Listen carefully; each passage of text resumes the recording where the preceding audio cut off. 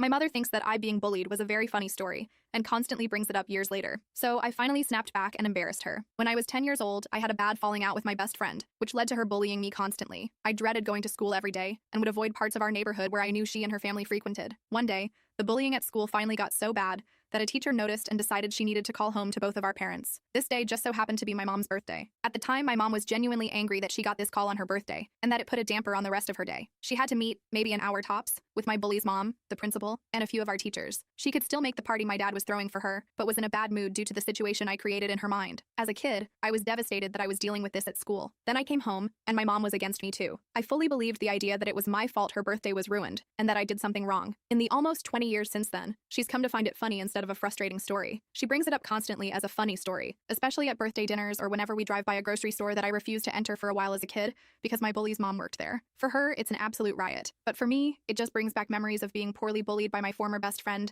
and then making my mom mad at me for being bullied. I've never laughed at this super funny story. It's gotten to the point where even other family members are uncomfortable chuckling instead of laughing with her. Her birthday is at the end of next month, and she started a group chat with some family and friends about meeting at a restaurant to have a big dinner. She, very predictably, made a joke, saying, "Hopefully, I won't get a call from head of the law firm I work at saying someone is being mean to you at work before the party." I got super annoyed and texted, "Can you please let it go and stop bringing this up constantly? I don't know why you think this is a funny memory for anyone besides yourself, and honestly, I can't imagine why it's a funny memory for you either." The group chat fell dead silent.